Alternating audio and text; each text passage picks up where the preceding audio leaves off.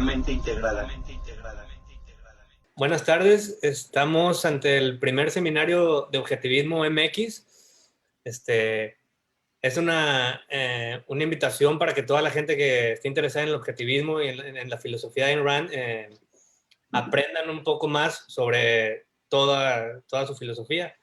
Y tenemos hoy una personalidad de las más preparadas que conozco en el tema. Él es Ricardo Manuel Rojas.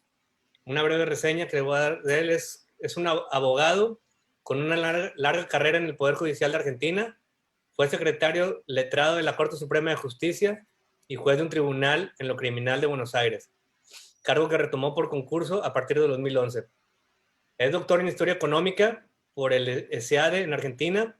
Ha sido profesor de asignaturas vinculadas con el análisis económicos, la filosofía del derecho y el derecho constitucional en varias universidades argentinas, así como profesor visitante y conferenciante en varios países. Realizó investigaciones en el área de filosofía del derecho en el Departamento de Investigaciones del ESEADE y como Research Fellow del Heritage Foundation y la Atlas Economic Research Foundation. Tiene obras muy destacadas como Las contradicciones del derecho penal, Análisis económico e institucional del orden jurídico, Los derechos individuales y el orden jurídico e institucional de Cuba, Elementos de teoría constitucional, Realidad, razón y egoísmo, el pensamiento de Ayn Rand, Nociones de análisis económico del derecho privado, Resistencia no violenta a regímenes autoritarios de base democrática, La decisión judicial y la certidumbre jurídica, y Fundamentos praxeológicos del derecho. Es una gran personalidad y una de las personas que más conoce sobre el objetivismo, y le damos muchas gracias por darnos esta primer conferencia, curso sobre el objetivismo. También tenemos a Roberto Briones, que es director y parte de la coordinación de objetivismo de MX y una personalidad destacada en México en lo referente al objetivismo. Y muchas gracias también por este evento. Sin más por el momento, le damos la palabra a Roberto. ¿Quieres hacer una presentación? Bueno, hola. Pues muchísimas... ¿Sí, Ricardo? Hola, ¿qué tal? Bueno, en primer lugar, muchas gracias por la invitación. Un gusto estar aquí en la primera de las actividades que tienen como difusores de las ideas de Rand ahí en México. Así que, bueno, es un doble gusto y nada, a disposición para que discutamos sobre fronteras del pensamiento de Rand. Disponible para que discutamos y charlemos sobre los temas que vos quieras vinculados con la filosofía de Rand. Ok, pues muchísimas gracias. Primero que nada, gracias también a los hermanos Capello que hicieron el favor de ayudarnos con la transmisión. Y pues bueno, Ricardo Manuel Rojas, una de las personas que creo que me han aportado más en el pensamiento filosófico objetivista, uno de sus grandes libros sobre la historia y la filosofía de Ayn Rand, entre otros de sus grandes obras, y que, por cierto, decidió ser nuestro padrino de nuestro primer evento en Objetivismo MX, en los cuales vamos a seguir teniendo más personajes interesantes y parte de la representación del objetivismo a nivel Latinoamérica y a nivel, pues creo que hasta mundial. Vamos a poder tener charlas, algunos eventos que van a ser específicos sobre preguntas que la gente tiene hacia el objetivismo. Y bueno, nuestro primer evento sería, nos gustaría saber cuál es la importancia de Ayn Rand primero en su vida. Ricardo, ¿cómo usted conoció a Ayn Rand y qué importancia tuvo Ayn Rand en su transformación, en su educación, en parte de lo que usted ahorita es? Bueno, yo descubrí a Ayn Rand precisamente a raíz de su muerte. Es decir, Ayn Rand murió en 1982 y cuando ella murió, un argentino que ahora vive en Austria, escribió en una revista en Argentina un artículo sobre Rand. Y cuando yo en esa época era un estudiante de abogacía y tenía muchos problemas porque la filosofía del derecho, la mitad de la biblioteca decía que los derechos emanan de Dios, ¿no? El derecho natural que Dios le dio a los hombres, y la otra mitad decían que los derechos emanan de la autoridad, ¿no? Del Congreso. Y ninguna de las dos soluciones a mí me generaba satisfacción. Y en este artículo recuerdo que había un copete con una famosa frase de la virtud del egoísmo, donde Ayn Rand dice que los derechos del hombre no emanan de Dios ni de Congreso alguno, sino de la ley de identidad, porque A es A, el hombre es el hombre, es que tiene derechos. Y esto realmente a mí me llamó muchísimo la atención, entonces empecé a averiguar quién era Ayn Rand. En esa época en Argentina no había nada sobre ella, se podía encontrar por ahí en alguna librería de libros viejos algunas de sus novelas en las ediciones españolas censuradas. Y tuve la suerte de contactarme con 2 o 3 personas que habían leído a Rand, empecé a conocer sus libros, leí La Rebelión de Atlas, fotocopias de La Rebelión de Atlas, porque no estaba disponible el libro en ningún lado. Y bueno, digamos, descubrí un mundo totalmente distinto y una filosofía muy distinta a la que había dando vueltas por ahí, y eso, a partir de ese momento, mi visión de la filosofía y de las ideas cambiaron totalmente y, digamos, empecé a pensar de otra manera. Pues sí, de hecho creo que la mayor parte de las personas que hemos tenido la oportunidad de tener una obra de Ayn Rand en las manos, nos damos cuenta de lo, hasta cierto punto, que no es tan complicado que el poder entender la filosofía. Por ejemplo, muchas personas vemos a los filósofos, a los científicos, como personas locas, como personas que no se basan en la realidad o que son místicos o cosas así por el estilo. Y no, o sea, en realidad la diferencia aquí es de que la que nos muestra Ayn Rand, en la cual podemos entender mejor la filosofía, y qué mejor que por medio de novelas, por ejemplo, o libros muy bien estructurados que son fáciles de que una persona pueda entender. Mi pregunta sería, ¿cuál es la parte que más aportó Ayn Rand al capitalismo y a las ideas de la libertad? Mirá, ahí seguramente hay distintas opiniones en distinta gente. Para mí, en lo personal, lo que más me impresionó de todo el aporte filosófico de Rand es la moral, ¿no? Su visión de la moral, por varios motivos. En primer lugar, porque Ayn Rand empieza a preguntarse, a diferencia de otros autores como el propio Aristóteles, ella no se pregunta cuáles son los valores y cuáles son las virtudes correctas, sino que su primer pregunta previa es ¿por qué el ser humano tiene valores y desarrolla virtudes? Y entonces ella describe al código moral con una visión totalmente individualista, ¿no? Ella dice el código de valores, digamos, la moral es un código de valores elegido por cada persona para guiar sus acciones. Y esto creo que es muy importante porque mucha gente lo pierde de vista después y piensa que Rand en realidad lo que quería era imponer lo que para ella eran los valores correctos. Ella en ningún momento imponía nada. Ella decía, cada uno elija los valores que quiera, después háganse cargo de las consecuencias de los valores que elijan, porque eso va a ser ineludible.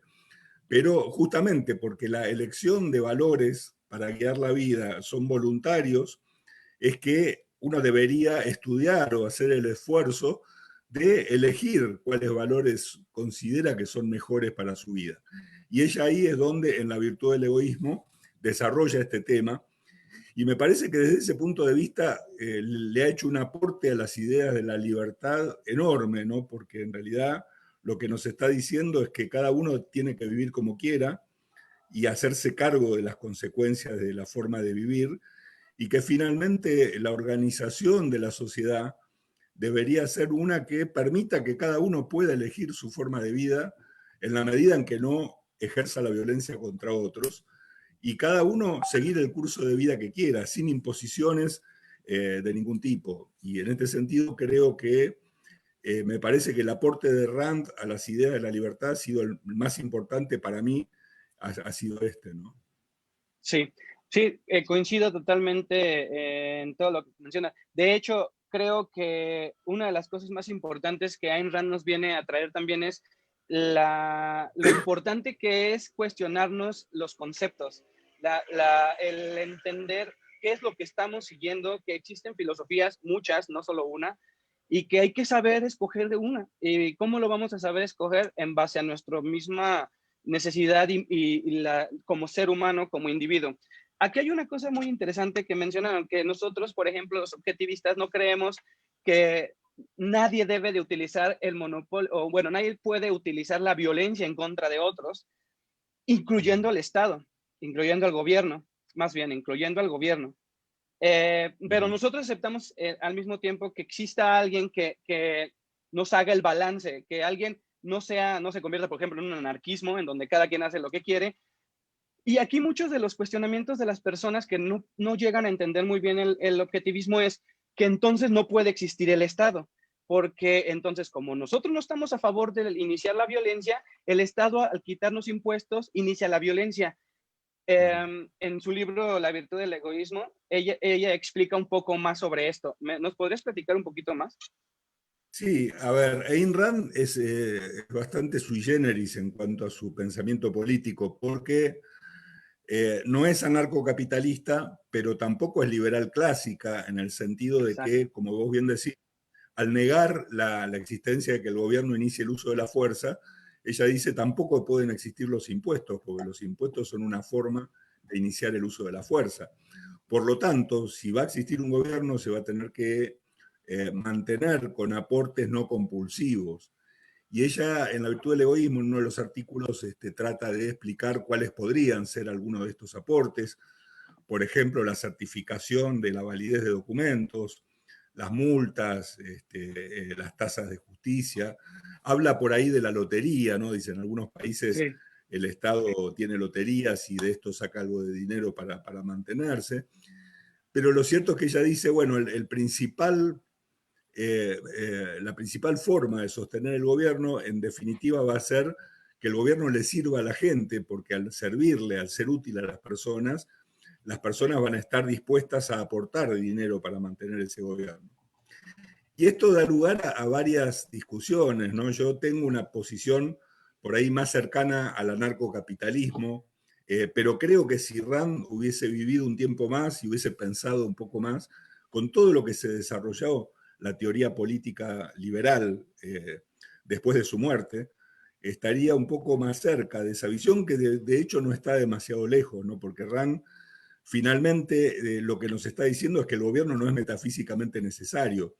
Si fuera necesario, los impuestos deberían ser aceptados, porque si es necesario que haya un gobierno, ese gobierno tiene que ser mantenido, y si el dinero de la gente no alcanza para mantenerlo, el gobierno teóricamente no debería desaparecer, y por lo tanto la única forma de que siga existiendo es a través de la fuerza. Pero al decir Rand que el gobierno solo se puede mantener con aportes no compulsivos, lo que nos está diciendo es que en algún momento la gente puede optar por no mantener al gobierno y organizarse de Sí. una manera distinta. Y esto es una alternativa válida que el propio pensamiento de Rand debe aceptarse como válido, y que yo creo que la tecnología y muchas formas institucionales que se han desarrollado en los últimos tiempos nos permiten hoy resolver un montón de problemas que en la época en que Rand vivió se pensaba que no se podían resolver si no hubiera un gobierno que lo hiciera, ¿no? Pero de todos modos, digamos, yendo a lo que Rand escribió en su momento, ella tiene una posición, en cierto modo, liberal clásica, pero con este aditamento que la aleja del liberalismo clásico, y es que el gobierno no puede cobrar impuestos ni ejercer el inicio, ni iniciar el uso de la fuerza contra las personas de ninguna otra manera. Esto es de alguna manera un alivio para las personas, ¿no? Porque el liberalismo clásico no ofrece garantías de que el gobierno, una vez instalado, no se va a convertir en un autoritario y va a utilizar su poder para sojuzgar a la gente, que es lo que pasa en realidad en casi todos los gobiernos, sino que en la medida en que no tenga recursos o la posibilidad de coaccionar a la gente para quitarle recursos, en definitiva ese gobierno solo va a existir si hace bien las cosas, es decir, si está para proteger derechos individuales. Sí, exacto. De hecho, como ella mencionaba, tampoco el Estado es natural, porque hay personas que creen que es naturalmente, en su naturaleza malo. O sea, que el simple hecho de decir Estado, ya estamos diciendo un concepto despectivo. Y ella dice que no, de hecho, que dice que el Estado, si es necesario, desaparece. ahí ella tiene sus cuestiones, pero, por ejemplo, hay países que aún así la gente puede dar dinero hacia el Estado, y si la gente decide dar ese dinero al Estado porque el Estado les está dando un buen servicio, el Estado puede existir. Ujú. Y no como otras filosofías, por ejemplo, anarcocapitalistas que dicen, no, el Estado no debe de existir. Yo creo que esa sería como la gran diferencia. En otro aspecto, ¿cuál es por ejemplo, sabemos que Ayn Rand se basa en algo que son metafísica, epistemología, ética, o sea, estética y política, que tiene toda una estructura filosófica. Esa filosofía, el objetivismo, ¿qué la hace diferente, por ejemplo, a una filosofía, por ejemplo, a Ludwig von Mises, o a, no sé, Federico Bastiat, o a Adam Smith? ¿Cuál sería la diferencia una diferencia que podría ser esencial para nosotros poder decir, no, que no quiero ser ellos porque tengo objetivismo? Y el objetivismo me dice esto y es la diferencia que me hace de los demás. Mirá, yo creo que Adam Smith, que Ayn Rand tenía Sí, muchos puntos de conexión tanto sí, con sí, Adam Smith como totalmente. con Mises. De hecho, hay artículos se escribió bastante sobre la similitud entre formas de pensar, por ejemplo, de Mises y de Rand. Tenían sus diferencias, todo depende de donde uno quiera poner el ojo, si uno quiere poner el ojo en las diferencias o lo quiere poner en las similitudes. Yo escribí un paper, por ejemplo, sobre la teoría del conocimiento en Rand y Popper, ¿no? Y Sí, muchos sí, me piensan encantó. que Popper y Rand son el agua y el aceite, y yo creo que demostré en ese paper que por lo Sí, menos en lo que tiene que ver con la teoría del conocimiento, había muchas similitudes y hasta de alguna manera uno era complementario del otro. Por totalmente. ejemplo, en la teoría del valor, ¿no? Algunos que livianamente te dicen, bueno, Mises era un subjetivista kantiano y esto es la teoría del valor subjetivo, está todo mal, mientras que Rand era objetivista aristotélica y el valor es objetivo y es totalmente distinto. Cuando vos lo lees a ambos, te das cuenta que no hay contradicción en lo que están diciendo. En el siguiente sentido, el propio Mises, en la acción humana, dice, miren, cuando yo hablo del valor subjetivo, estoy hablando del valor individual, es decir, que cada Sí, individuo valora de una manera distinta, lo mismo que dice Rand. Y digo, y yo no, cuando hablo de valor, no estoy hablando del valor moral, no me estoy refiriendo a si eso es bueno o es malo, porque exacto. eso es para los que estudian moral. Yo estoy estudiando economía en este tratado. Y desde el punto de vista de la praxeología, lo que interesa es que las personas toman decisiones sobre la base de sus propios valores que son individuales.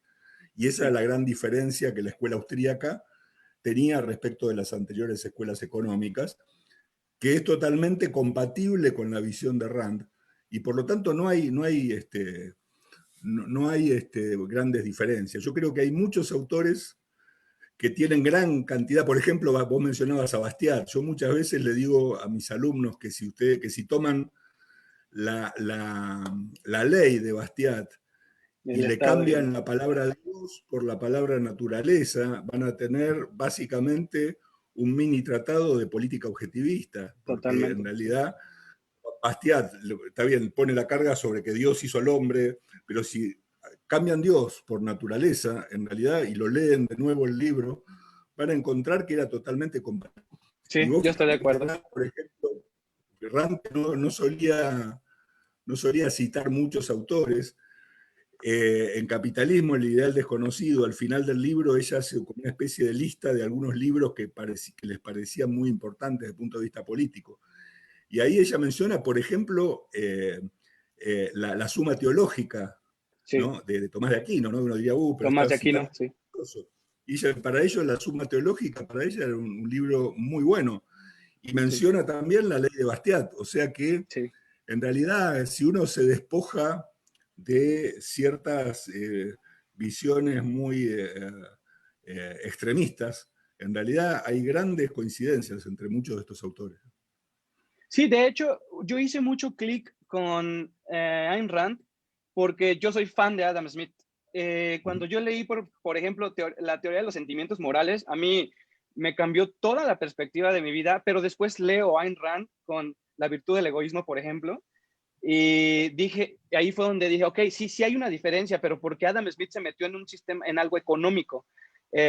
Por ejemplo, lo de la teoría del valor o todo ese tipo de cosas. Rand no habla de política hasta cierto punto, te explica cómo se genera la política, te explica cómo las personas llegan a formar grupos y que después lo llevan a la política, pero ella no te dice, no te da ninguna, ¿cómo se podría decir?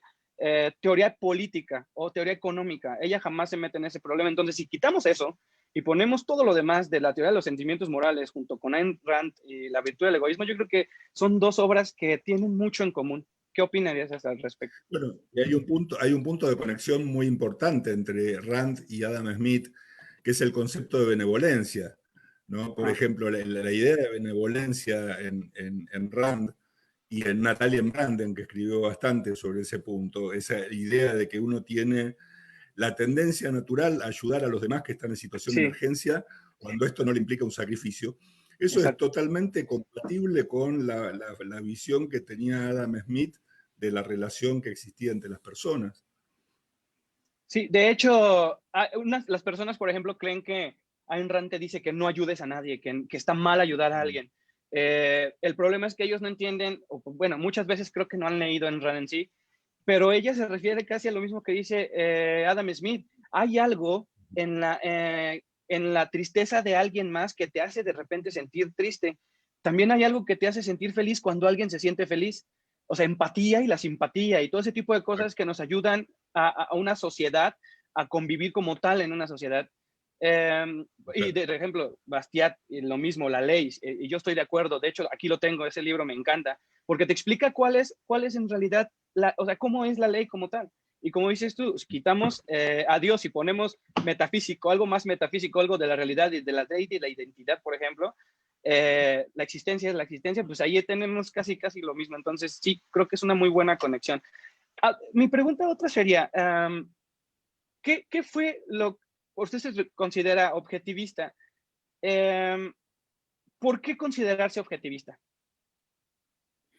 Bueno, a ver, yo no sé si me considero objetivista. Es decir, de hecho, cuando me preguntan si yo soy objetivista, le digo, no, yo soy de Boca. En Ajá. realidad, porque pensar que uno es objetivista es como casi una cuestión religiosa o de culto, y eso yo creo que la propia Rand estaba muy en contra. Cuando alguien habló de la filosofía randiana, ella se puso como loca y dijo, mi Sí. filosofía no es randiana. Y a mí me parece que en realidad, o sea, yo estoy muy influido por el pensamiento de Rand, así como también del pensamiento de otros filósofos, y me enriquezco o trato de enriquecer el pensamiento mío, muy influido por Rand, con algunos otros filósofos y con pensamientos propios. No te olvides que Rand permanente decía, chequeen sus premisas. Esto es, Sí. uno no debe leer a Rand como si fuera el catecismo y la verdad revelada, sino que Uh-huh. debe leerla y evaluarla críticamente, como a todo. Entonces, en ese sentido, me considero una persona que está influida fuertemente por el pensamiento de Rand, pero no me gusta hablar de ser objetivista, randiano o cosas por el estilo, porque esto supone, por un lado, encasillamiento. Por ejemplo, hablábamos recién del tema del gobierno y la política, y yo ahí tengo algunas diferencias con Rand.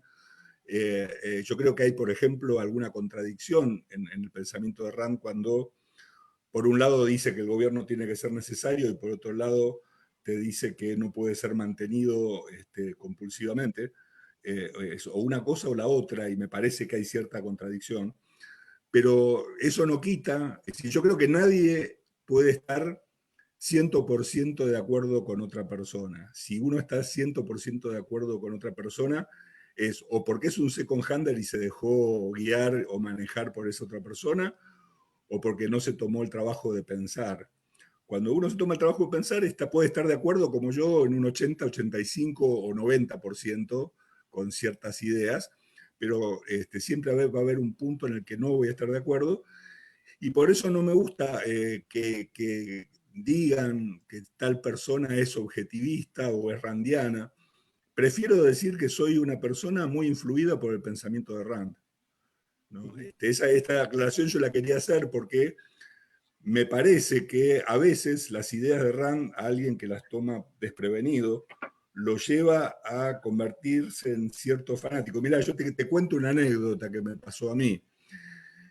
Cuando yo descubrí el pensamiento de Rand y junté unos pesos, era estudiante, una de las primeras cosas que hice fue ir a hacer un curso a California, a la Universidad de San Diego, que organizaba The Jefferson School. George Reisman, uno de los discípulos de Mises y que había sido amigo de Rand, organizó un seminario de 2 semanas excelente, donde por un lado él daba una clase sobre economía austríaca, con varios otros profesores que tenían algunas charlas complementarias, y por otro lado Leonard Peikoff, que era el heredero de Ayn Rand, daba un curso sobre objetivismo con todos los discípulos de Rand que daban otros seminarios.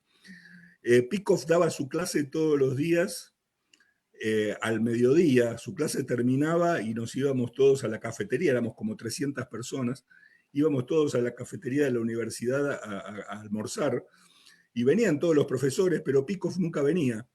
Entonces yo un día le pregunté a alguien por qué Peikoff no venía a la cafetería con nosotros, y esta persona me dijo, bueno, porque el problema es que en otras ocasiones, desde que terminaba la clase hasta que llegaba a la cafetería y mientras almorzaba, era un enjambre de personas que le preguntaban qué tenía que comer un objetivista, qué libros tenía que leer un objetivista, qué ropa tenía que usar un objetivista, qué música tenía que escuchar. Y él le decía, coman lo que quieran, escuchen lo que quieran, lean lo que quieran, pero como que esto te lleva, si no lo sabes entender bien, a una suerte de fanatismo que es muy contraproducente y que ha sido el motivo por el cual los discípulos de Ayn Rand o algunos seguidores de Ayn Rand fueron criticados en su momento, injustamente por ahí, porque Rand no tenía absolutamente nada que ver con esa forma de pensar. Pero me parece que es muy importante destacar esto, ¿no? De que en realidad, digo, por ejemplo, cuando Rothbard se pelea con Ayn Rand y escribe aquel famoso artículo donde habla sobre el culto a Ayn Rand, como diciendo que son un grupo de fanáticos, mucha gente se enojó y dice la filosofía de Rand no tiene nada que ver con esto, y es cierto, la filosofía de Rand no tiene nada que ver con esto, pero algunas actitudes a veces de algunos seguidores han llevado. Ojo, lo mismo pasa con cualquier filosofía, ¿no? Digo, hay Sí, claro. seguidores de Kant o de Mises o de Rothbard que pueden ser hasta violentos, Sí, claro. pero el punto es no llegar a ese punto, ¿no? Tomar las ideas como son y analizarlas siempre con espíritu crítico. Claro. Yo creo que una de las partes importantes, por ejemplo, yo sí me defino como objetivista, es el hecho de que, por ejemplo, tenemos diferentes filosofías día a día y con las cuales actuamos en consecuencia, ¿no? Día con día. Parte de lo que dice la ley de identidad, así como lo veo yo, es o eres una cosa o eres otra, ¿no? O sea, y yo creo que también en el aspecto del objetivismo, por ejemplo, Ayn Rand te da una filosofía para vivir en la Tierra, un código de conducta moral y ético que tú tienes que crear, que tienes que encontrar, tú tienes que, y si decides que es el correcto para ti, actuar en consecuencia. Habemos personas, por ejemplo, que sí creemos que esa filosofía que nosotros queremos llevar a la práctica, a nuestro día a día, por ejemplo, pues sí creemos que es el objetivismo. Yo creo que es coherente, obviamente, una persona que se trata de definir como algo, a una persona que prefiere estar abierto a otras filosofías. Por ejemplo, yo también decidí alejarme del libertarismo o de las ideas liberales, conservadoras y todas estas cosas, porque pasó exactamente eso que nos estás platicando. Llega un punto en el cual muchas de estas personas te cambian la perspectiva de lo que es libertarismo por sus actitudes, por su forma de ser, porque están creando mafias, porque si no cumples con ciertos estereotipos, entonces no eres libertario o entonces ya eres progre. Me han dicho comunista por defender a Ayn Rand. O sea, ese tipo de cosas muchas veces influyen mucho para que las personas decidan ser o no ser algo. Y yo creo que esa es una parte importante de la que mencionas. Por otra parte, me gustaría saber qué podemos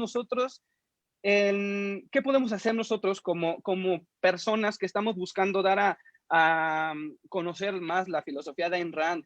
y que no se queden con una idea falsa de lo que es Ayn Rand y que se den cuenta de que es una filosofía estructurada, o sea, que no puedes aceptar un resultado sin obviamente dar por hecho un proceso. Nosotros queremos que la gente entienda qué es el objetivismo, queremos que la gente se acerque más al objetivismo. ¿Qué consejo nos puedes dar a nosotros, ya que tú lo has hecho durante durante muchos años, el promover las ideas de la libertad, en este caso hablando directamente de objetivismo? Yo creo que una cosa muy importante es lograr que la gente lea las obras de Rand. Hoy existe mucha más facilidad. En mi época no había nada traducido al castellano, ni siquiera las novelas. Había versiones viejísimas y censuradas y mal traducidas en España, que apenas se conseguían. Pero hoy todas las obras de Ayn Rand se pueden conseguir en castellano. Y Sí, como vos dijiste al principio, en realidad son libros muy sencillos, porque Ayn Rand, como vos decías, como esto. dijo que quería una filosofía para vivir en la tierra.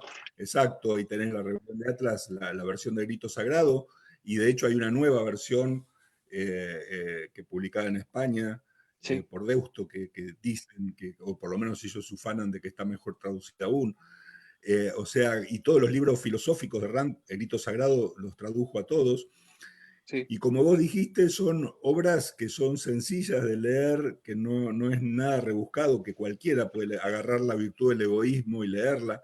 Yo cuando descubrí la virtud del egoísmo, que fue el primer libro filosófico que leí de Rand, me pareció una maravilla, porque en realidad era todo tan claro y cerraba todo tan bien que era una maravilla y era mucho mejor que me lo explicara alguien. Yo creo que una cosa muy importante sería lograr que la gente se anime a leer los libros de Rand, algunos libros, yo le recomendaría La virtud del egoísmo, Filosofía a quien la necesita, como primeros libros, y luego tratar de aplicar esas ideas a la vida diaria o pensar cómo se aplicarían esas ideas a los problemas cotidianos que uno tiene.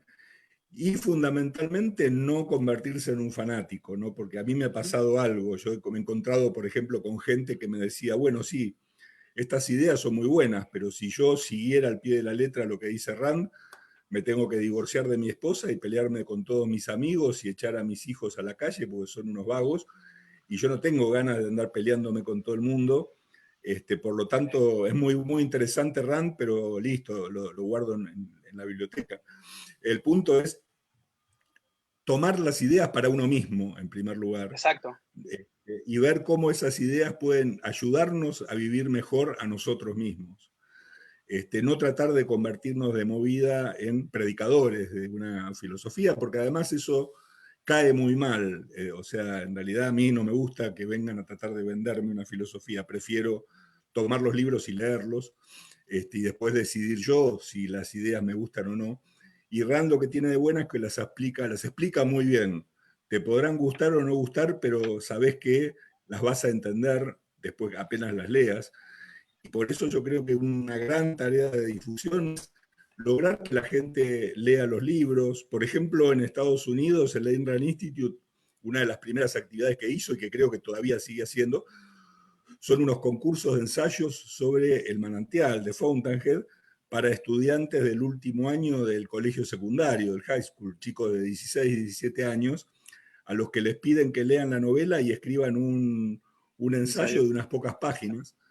Y esto a muchos de esos chicos les ha cambiado la cabeza, es decir, muchos de esos chicos hoy son difusores de filósofos y se han convertido en grandes intelectuales porque empezaron leyendo esa novela y entendieron las ideas. Sí, de hecho, una de las anécdotas que yo siempre les doy a las personas cuando me preguntan qué libro a mí me cambió la vida, hablando directamente de todos, yo creo que mi libro favorito y el que me cambió la vida fue Hipno, porque literalmente yo creo que está hablando de mí. O sea, cuando yo leí Hipno, dije, este libro lo tienen que leer en secundaria, lo tienen que leer en preparatoria, tienen que saber quién es Ayn Rand, porque eh, en el transcurso de nuestra vida, y más en Latinoamérica, la educación está del lado de la izquierda. La educación es socialista, la educación es lo que viene en los libros que escribieron los mismos gobernantes o que mandaron a escribir los mismos gobernantes. Y yo creo que una parte interesante es toparse de repente con alguien que te diga, no manches, lee este libro, Rebelión de Atlas, te va a encantar y tiene un excelente discurso. Y después la persona me ha pasado que regresa y me dice, oye, tenías razón, es excelente. Bueno, yo les recomiendo Hipno porque son 60, 70 páginas y les va a hacer entender parte de lo que yo tuve que entender para poder cambiar mi vida. En este caso, lo importante que era yo primero, antes de estarle dando gusto a la gente, de lo que yo quería estudiar y no lo que la gente quería que yo hiciera en mi trabajo. Y yo empecé a entender todo eso, la importancia del individuo para después hablar de una sociedad. Si el individuo no entiende eso, no podemos hablar de sociedad. Si uno no entiende el yo, no podemos hablar de ustedes. Entonces, yo creo que esa es una de las recomendaciones que yo siempre doy. Hipno es rápida, es sencilla, es una novela de ciencia ficción hermosa. A mí me puso la piel chinita y podría decir que hasta alguna lágrima me sacó al final. El discurso final es hermoso, incluyendo la rebelión de Atlas. Y para las personas que ya leyeron alguna novela de Ayn Rand, pues los libros de filosofía son increíbles. Yo también recomiendo Filosofía quien la necesita para empezar y después La virtud del egoísmo o viceversa. Y bueno, pues yo creo que la tarea de difundir no serían tanto como predicar, sino de que la gente llegue a toparse con alguien que le hable de Ayn Rand. Porque mucha gente va a morir sin saber quién es Ayn Rand. A lo mejor y pudo haber sido su filósofa favorita, pero mucha gente se va a ir por otras partes, jamás van a conocer a Ayn Rand. Qué padre o qué bueno sería que se toparan con alguien que les diga, mira, te recomiendo este libro, te recomiendo Ayn Rand, aquí está el PDF, ¿tienes alguna duda? Aquí estoy yo, aquí está Ricardo Manuel Rojas, aquí está todo el Ayn Rand Center Latinoamérica y el Atlas Society para responder tus preguntas. Y muchas veces las personas no pueden, no tienen el tiempo necesario y me gustaría hacer y que haya más personas que se den la oportunidad de responder la pregunta de objetivismo por muy absurda que sea, porque muchas veces nos bloqueamos cuando ya no entendemos algo y nadie nos lo responde, entonces ya no queremos, muchas veces no podemos avanzar. Qué mejor que haya personas como nosotros, como usted, como hay María Martí, como muchos que van a estar con nosotros en estas actividades, podamos preguntar, podamos exponer, podamos discutir ciertas ideas como lo acabamos de hacer el día de hoy. ¿Alguna otra cosa que le gustaría agregar? Sí, bueno, vos fíjate, en la época que Ayn Rand vivía, había una serie de publicaciones periódicas, semanales, como el Ayn Letter, The Objectivist Letter, el The Objectivist Newsletter, o The Objectivist después, donde se publicaban fundamentalmente artículos de Rand y de otros discípulos de ella, pero también tenían una sección que le llamaban de munición intelectual, que era muy Sí, sí. buena porque en realidad lo que hacían ahí era hacer preguntas así Sí, muy liminares, preguntas difíciles que generalmente la gente se podría sí, hacer y que exacto. muchos no podrían contestar. Y entonces la propia Rand o alguno de sus discípulos respondía a esas preguntas. Y eso era muy importante, porque ahí en realidad lo que hacía era llevar la discusión hacia las preguntas más complicadas, ¿no? Ayn Rand decía, bueno, esto contaba Leonard Peikoff también en una ocasión, que digamos, Ayn Rand solía repetirle siempre que hay que chequear las premisas, ¿no? Y que todo Sí, había que empezarlo desde las primeras bases, de A es A, la existencia existe, exacto. y de ahí para adelante.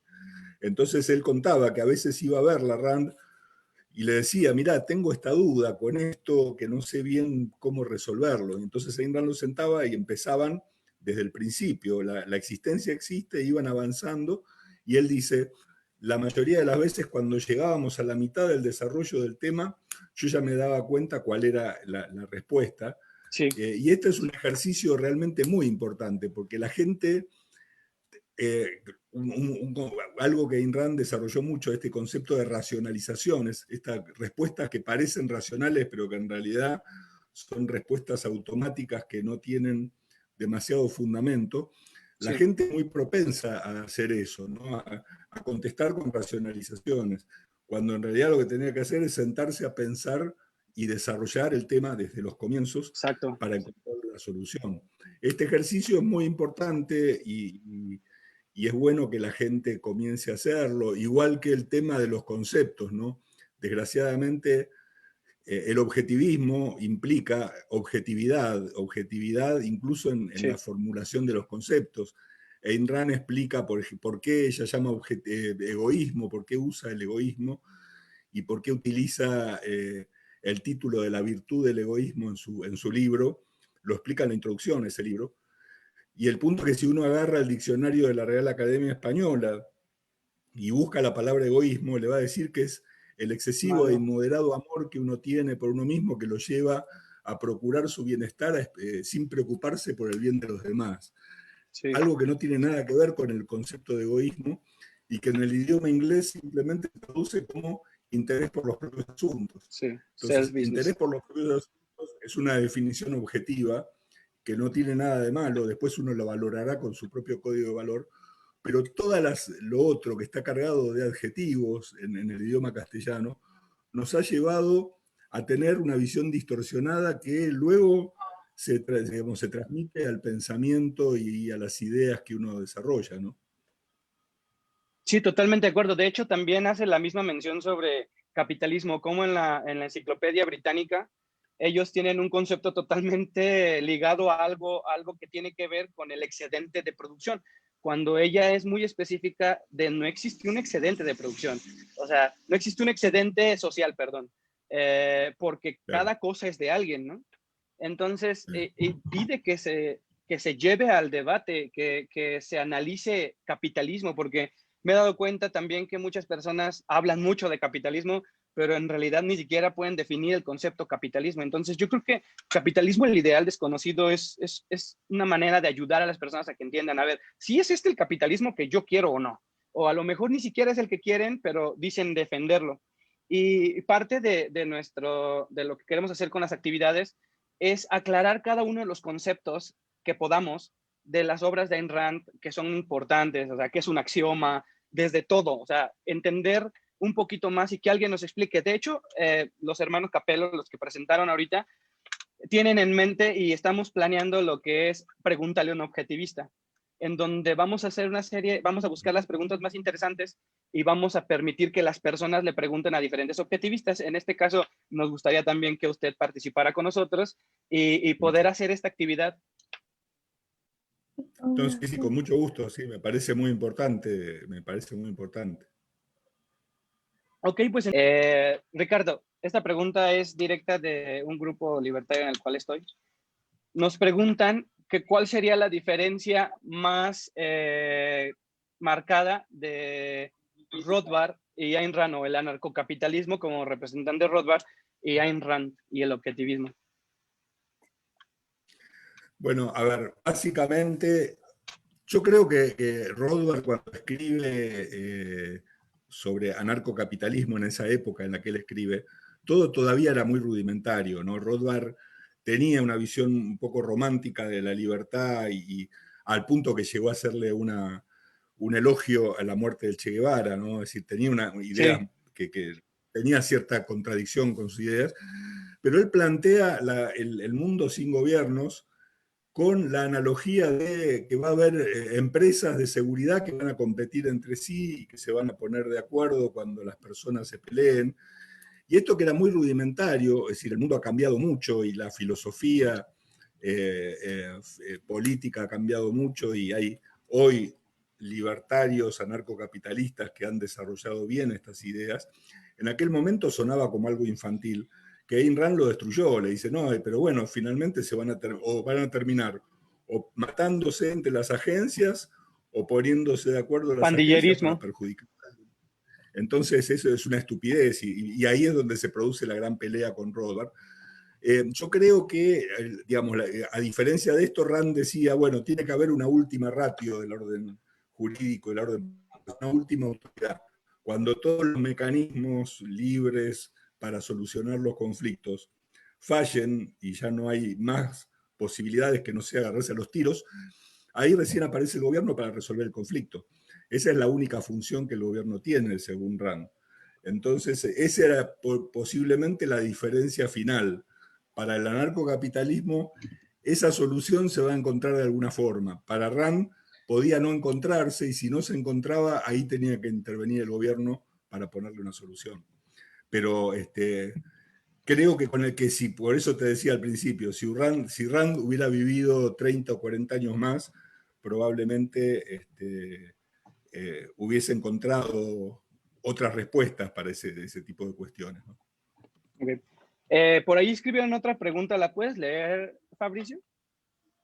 Dice Carlos Alfaro, ¿cómo ve Ricardo que el objetivismo puede ayudar a quitarle a la izquierda individuos tan ideologizados como los LGBT, indígenas, etcétera? En mi caso, al ser gay, Rand me ayudó a ver que el colectivismo LGBT no es lo mejor para mí. Sí, yo creo que en realidad hablábamos de individualismo hace un rato. Ayn Rand ponía el énfasis en el individuo, y al poner el énfasis en el individuo, en realidad no importa a qué grupo uno pertenezca, Exacto. es un individuo por encima de cualquier grupo, y cuando uno nota que el grupo quiere imponerle cosas a ese individuo, ahí se empieza a dar cuenta que en realidad uno está siendo sometido por el grupo. Entonces, una cosa es juntarse para defender cierta forma de pensar o ciertos derechos, lo cual está muy bien, y otra cosa es cuando alguien te quiere imponer cierta conducta sobre la base de su filosofía o de su ideología. Entonces, ahí es donde hay que poner el freno, y ahí es donde Rand es muy valiosa, porque en realidad al defender al individuo nos está diciendo, lo más importante para vos sos vos mismo. Todo lo demás que te rodea es circunstancial y solamente lo vas a aceptar a través de acuerdos voluntarios. Nadie te tiene que imponer nada, nadie te tiene que decir ni cómo pensar ni cómo actuar. Y cuando vos estás en un grupo donde te quieren decir que tenés que pensar o actuar de determinada manera, quiere decir que ese grupo está generándote un problema y tal vez te tengas que ir de ahí. Yo creo que ese es el mayor valor que tiene la filosofía de Rand para mucha gente con muy buenas intenciones que se mete en grupos de extrema izquierda, o que con la excusa de la identidad sexual o de la ecología o de otras cuestiones, termina siendo manejada para fines políticos determinados, ¿no? Por ahí tienen otra pregunta, no sé si la puedes leer, por favor, Fabricio, de Jacqueline. Dice, me gustaría saber, esta la dice Jacqueline, me gustaría saber si jurídicamente es suficiente usar como argumentos las ideas de Ayn Rand para contradecir argumentos del justnaturalismo sobre el matrimonio, Esto la A pregunta. ver, ¿No? yo creo, y uno podría deducir de las ideas de Rand, que en realidad toda asociación entre personas son asociaciones libres y voluntarias. En ese caso, el matrimonio, sea cualquier forma de matrimonio, debería ser una Libertad. digamos, organización o un contrato libre y voluntario con las cláusulas que partes quieran ponerle. Miren, en Argentina fue uno de los países que no tenían divorcio vincular, por ejemplo, fue uno de los últimos países en derogar la prohibición del divorcio vincular. Uno se casaba y se tenía que separar, pero seguía casado porque por la ley el matrimonio era indisoluble, con digamos, era una expresión de la intromisión de las ideas católicas en todo este asunto. Cuando finalmente se discute la derogación de la ley digamos, de la prohibición del divorcio y sale la ley de divorcio vincular, yo escribí un paper basado en Ayn Rand, esto es año 86, Sí, ya lo leí. donde yo lo que proponía era, miren, no hay que dictar una ley de divorcio, hay que derogar la ley de matrimonio.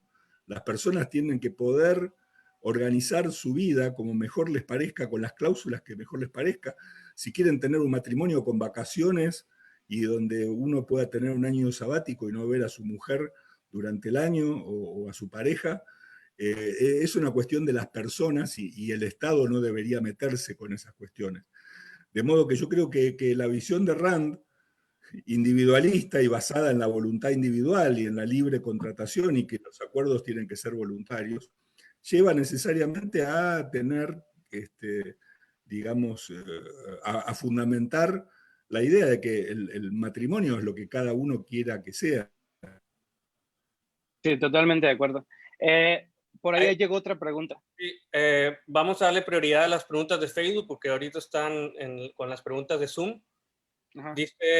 Dice mi hermano, que nos está viendo desde su casa, dice, desde el punto de vista objetivista, ¿cuál o cuáles serían las responsabilidades racionales que debería desarrollar el Estado y cómo sería prudente llevar a cabo la reducción del Estado? Bien.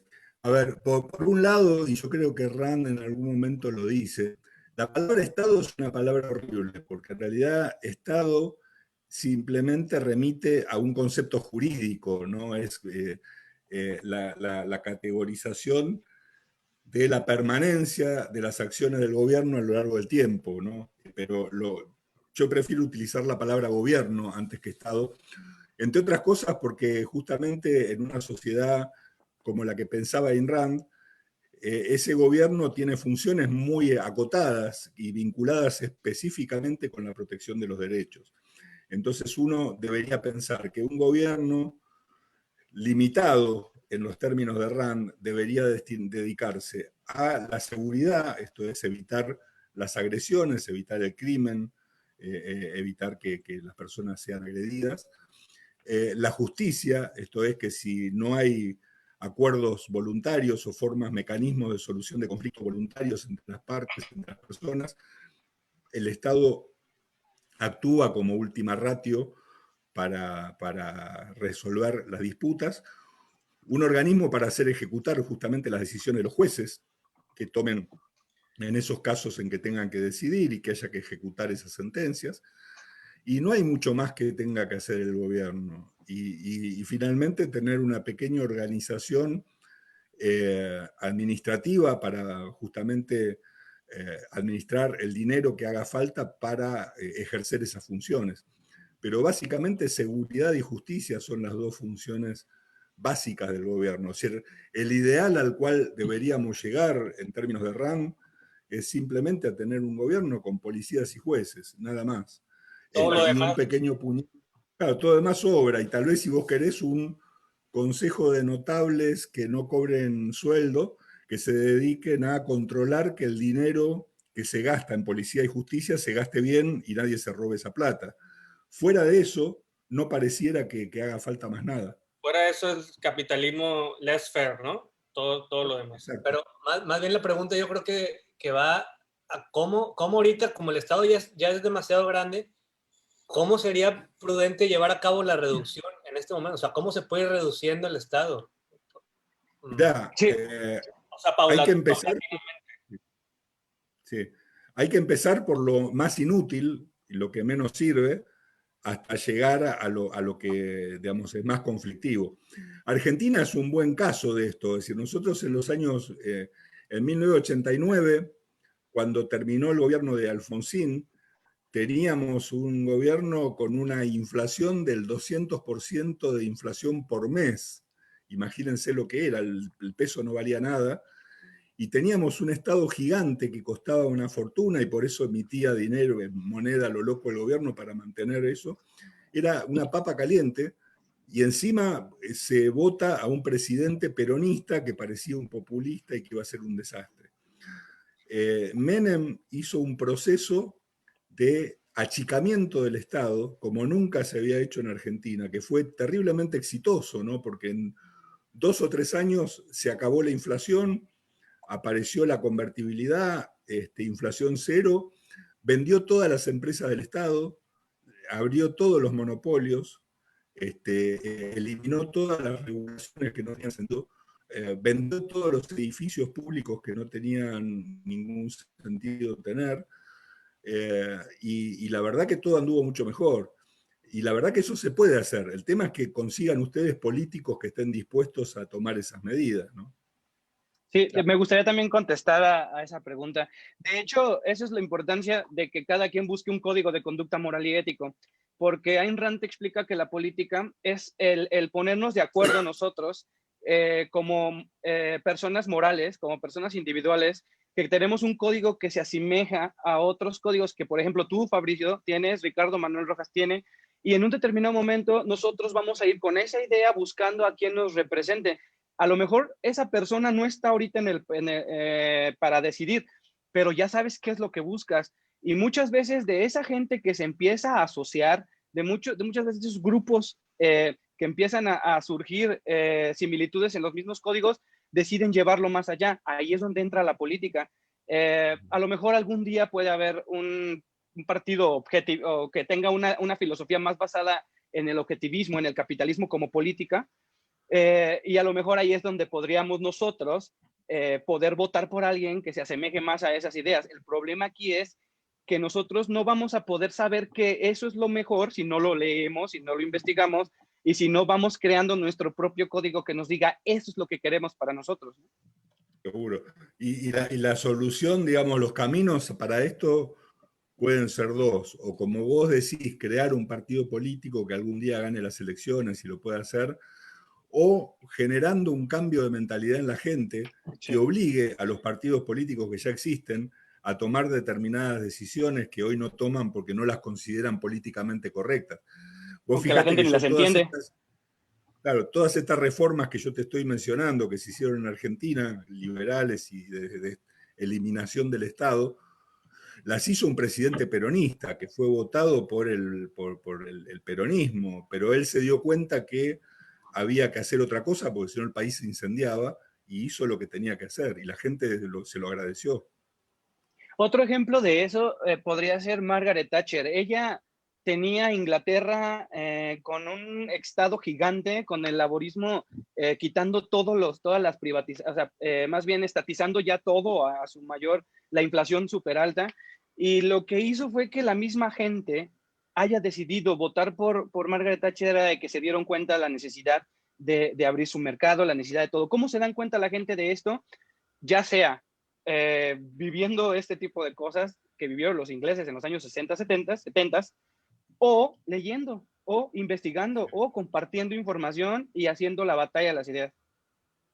Exacto, exacto. Y en ese sentido nosotros vamos con alguna desventaja, ¿no? Porque el colectivismo en realidad está permanentemente difundiendo las ideas opuestas y tenemos que enfrentar digamos, una distorsión de los conceptos que es muy, muy compleja.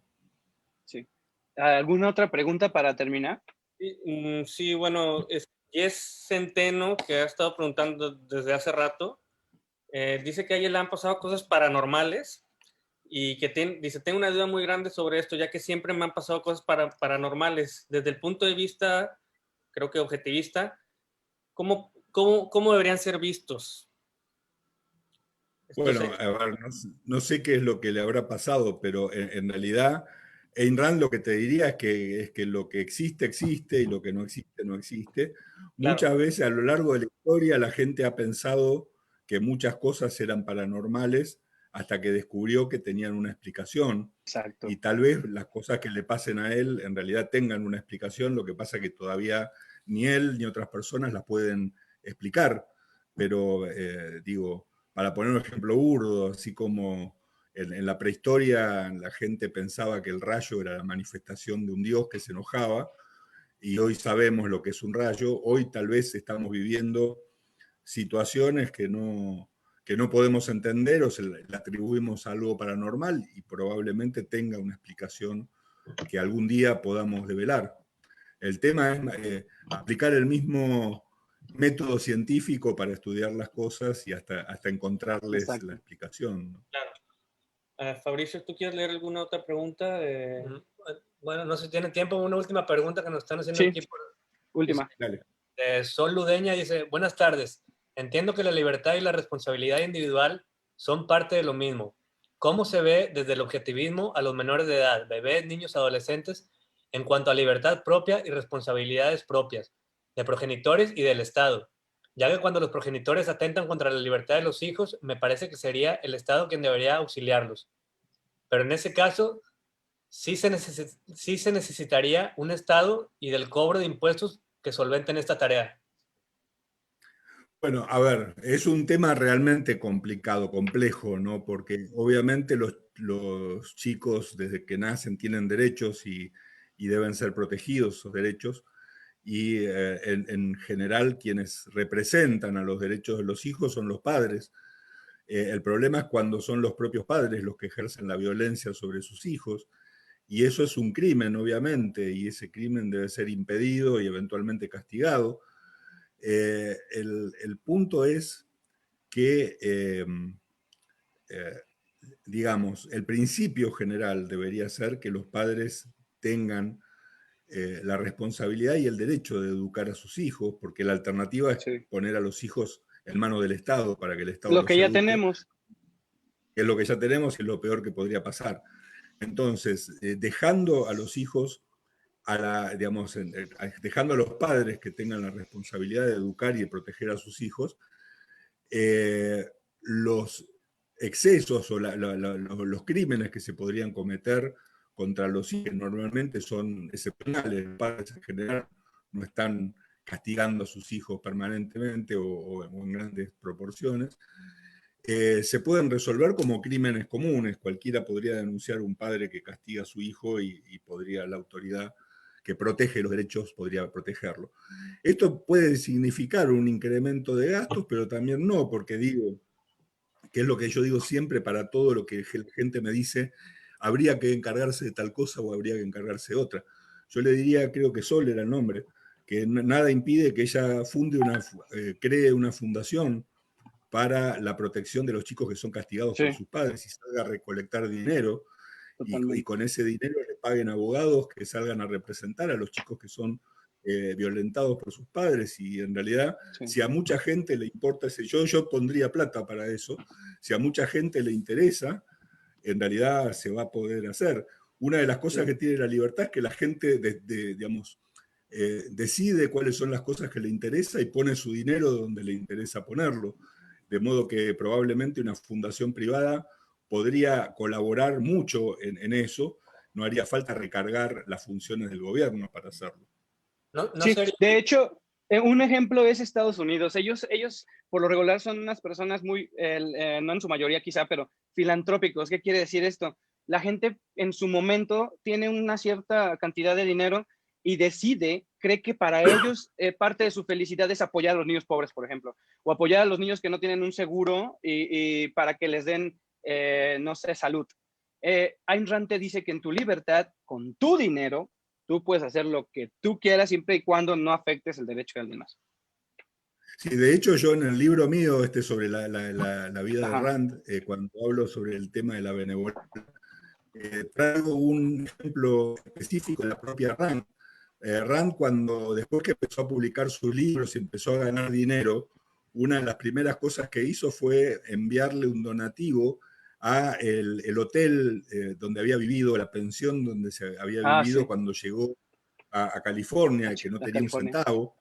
Y en la carta que le envía a la directora con el donativo le dice que mucha gente normalmente está dispuesta a poner dinero para huérfanos o para gente que no tiene comida o que es pobre, pero hay personas que no tienen esos padecimientos, pero que necesitan como un empujón para la vida, para poder avanzar en la vida, como me pasó a mí cuando llegué aquí sin un centavo, y por eso esa gente debe ser ayudada de alguna manera, esos jóvenes talentosos que necesitan que alguien los ayude en los primeros momentos hasta Sí, alcanzar su éxito.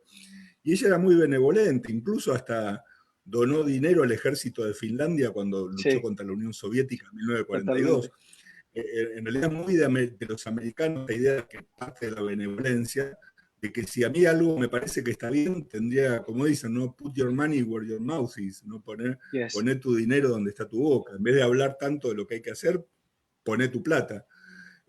Y desgraciadamente en América Latina todos decimos permanentemente las cosas que son buenas y que habría que hacer, pero nadie está dispuesto a poner un centavo. Todos quieren que el Estado Totalmente. lo haga sacando plata a otros. Sí, totalmente. ¿Alguna otra pregunta? Y si no, ya para dar por terminado. no, ya la contestó. Ya la contestó. Bueno, aquí hay más preguntas. No sé si quieres leerlas tú o yo las leo. Sí. Es nada más una ya para poder dar Vale. por terminada. Última, dice, ¿cree Ricardo que sería importante que los empresarios deberían tener una filosofía objetivista para no tener Sí. empresarios avergonzados de su riqueza? Bueno, es La fundamental. rebelión. De hecho, la propia Rand escribió bastante, hay un libro, Sí.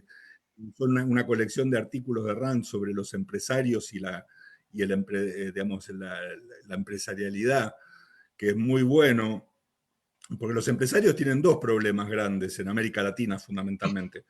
Uno, que para poder ser empresarios necesitan hacer cosas horribles, porque Sí. necesitan estar nadando permanentemente entre regulaciones, funcionarios corruptos y prohibiciones y estando mucho más para salvarse del Estado que para poder vender sus productos.